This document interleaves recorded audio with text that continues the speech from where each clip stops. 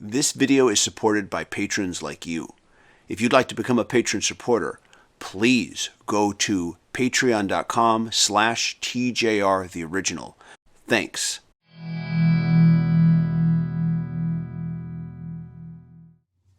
Hey everybody, this is TJR, and I hope you're all staying healthy out there. Yesterday, some surprise news that I was not expecting. It turns out that the verdict in the Joyful Noise versus Dark Horse lawsuit, this is the lawsuit instigated by Christian rapper Flame, otherwise known as Marcus Gray, against Katy Perry for her song entitled Dark Horse. That decision was overturned yesterday. This is real surprising news. I'm going to quote from a couple of news sources here. First, I'm just going to read a little bit from Variety. A federal judge has handed a big win to Katy Perry, overturning a copyright infringement verdict regarding her hit song Dark Horse. Judge Christina A. Snyder issued a ruling on Tuesday vacating the jury's verdict, finding that the short musical phrase at issue is not original enough to warrant copyright protection. I couldn't agree more. The jury had found last July that Dark Horse included an 8-note ostinato that was stolen from Joyful Noise, a song by the Christian rapper Flame, otherwise known as Marcus Gray. The jury awarded $2.8 million in damages. The article goes on to say, Snyder found that the jury's verdict was not supported by the weight of the evidence in the case. And this is a quote, "It is undisputed in this case," Snyder wrote, "that the signature elements of the 8-note ostinato in Joyful Noise is not a particularly unique or rare combination." And one of the best videos done showing this is the video by Adam Neely entitled "You Cannot Copyright a Minor Scale." I do recommend that video very strongly, as he makes the best case that I've seen online as to why this whole trial, this whole lawsuit was ridiculous. I'm going to go back to the story here. Snyder drew on the testimony of the plaintiff's expert witness, musicologist Todd Decker, in coming to her conclusion that the jury got it wrong. A relatively common 8-note combination of unprotected elements that happens to be played in a timbre common to a particular genre of music cannot be so original as to warrant copyright protection, she wrote. The passage in question is a total of 8 notes, but only 4 of them in the Marcus Gray song are actually used. The rest are all repeating notes. It's basically a walk down the minor scale. In my own video on this, I stated, it's as if you're trying to copyright letters in the alphabet. Like, you can't use the letter C, D, and E in the alphabet in whatever you write because I own those letters. The other part of the lawsuit just mentioned a moment ago is just the overall groove and vibe of the song. Once again, that is not a copyrightable element. It has never been. Although the recent Blurred Lines case defied that. And basically the jury did say you can copyright a groove. And something that the defendants were not able to overturn when they appealed it. And that's another reason why this decision is very important. Because now we have another judge stating, no, you can't copyright just a groove, a tone, a feel. A non-musical equivalent would be like if you directed a suspense thriller and someone said, you know, the tone of your suspense thriller, the mood of it was similar to mine, so therefore you're violating my copyright. By the way, I should add that in the past, music copyright cases have always been defined as melody and lyrics, and that can be a combination of both or just one or the other. The lyrics being similar, the melody being similar even if the lyrics are different, or the lyrics and the melody being too similar. I'm going to go back to the article now. Christina LaPera, hopefully I've said her name right, the lead defense attorney at the trial, praised the judge's ruling. In a well-reasoned and methodical decision, the court properly vacated the jury verdict, finding that Dark Horse does not infringe Joyful Noise as a matter of law.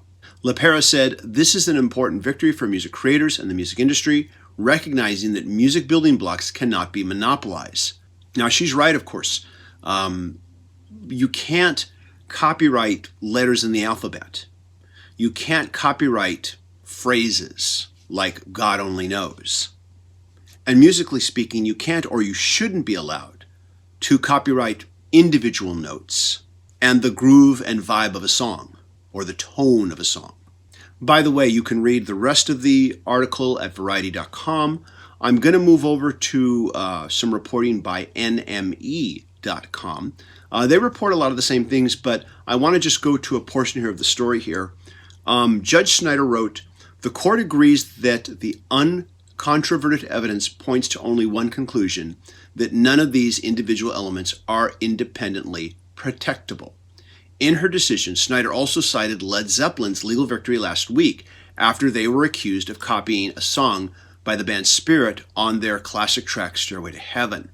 Of all these lawsuits, or I should say all these recent ones, to me the one that has the most merit is the Led Zeppelin one. And even then I'm kind of on the fence about it. The two songs are completely different. It's just these sections that are very, very similar. And of course, Jimmy Page has a track record for blatantly plagiarizing. But even then, it's iffy. And when the judge reached their verdict the other week, I posted a video about it saying that while I shed no tears for Jimmy Page, this really had to happen. It had to go the way it did. Because there's just been too many crazier lawsuits right now. And we need to start turning the tide away from this. Both the Dark Horse lawsuit and the Blurred Lines lawsuit have sent a chilling effect on not only the music industry, but just to songwriters in general. I may be a little bit on the fence about the Led Zeppelin Spirit case, but I can certainly see why it is not unjustified to have the lawsuit. I want to go back to the article here, reported by NME.com, and this next part I think is very important. Despite Snyder's verdict, the case could have further legal twists. At the end of her 32-page judgment, she confirmed that if an appeals court disagrees with her verdict, then she conditionally grants a new trial. So it's not over yet. We have to see what happens if they appeal. And I shouldn't say if they appeal. I know that the plaintiffs are going to appeal in this case, and they've said so. Here's hoping that appeal does get thrown out, though. Perhaps the most ridiculous aspect of the Joyful Noise versus Dark Horse lawsuit is not the fact that the four notes, the actual combination and the sequencing of the notes are different. They're not the same. They're not even the same. Yet for some reason, we have a lawsuit here. They're not even the same. It's a common walk down a minor scale. But the most ridiculous aspect of it is the section of the lawsuit where Marcus Gray, otherwise known as Christian rapper Flame, basically states that the supernatural, or I guess unchristian, imagery used in the Katy Perry video, which I'll admit I have not really watched in its entirety. I've just seen little bits of it when I've seen a news story on this. That somehow the use of that imagery in her song, which has nothing to do with his song, and the lyrics are completely different. The melodies are completely different. But for some reason, that imagery infringes and destroys his credibility as a Christian music artist. And that has nothing to do with copyright. Nothing. That's a whole separate lawsuit. A ridiculous one, yes, but it's a completely separate one. Ed Sheeran is still facing a $100 million lawsuit accusing him of copying Marvin Gaye's 1973 hit, Let's Get It On. Of course, this is Ed Sheeran's song, Thinking Out Loud, that is in question. And this suit was filed by Structured Asset Sales, a company that owns 1/3 of the copyright to Let's Get It On. The melody and the lyrics for both these songs are completely different. And once again, traditionally speaking, copyright when it comes to songs has been melody and lyrics. And this can be both just the lyrics separately, the melody separately, or the combination of lyrics and melody. Now, it is true that the chord progressions on those two songs are very similar, even though there are some slight variations between them. And I did do an examination explaining this in a previous video. I'll try to remember to leave a link. But Ed Sheeran's Thinking Out Loud does not infringe on Let's Get It On, and I hope that a judge will see that reasonably when that goes to trial. But for now, I'm glad that what has happened has happened. A certain amount of chill has been taken off of the art of songwriting. And Pete Townsend said it best when he discussed his recent track, All This Music Must Fade. The palette that we musicians and songwriters have to paint with is limited enough, and we don't need further limitations. Anyways, those are my thoughts. Let me know what you think. I'm looking forward to checking out your comments. Everybody, stay safe out there. Stay healthy. Take care. Bye-bye.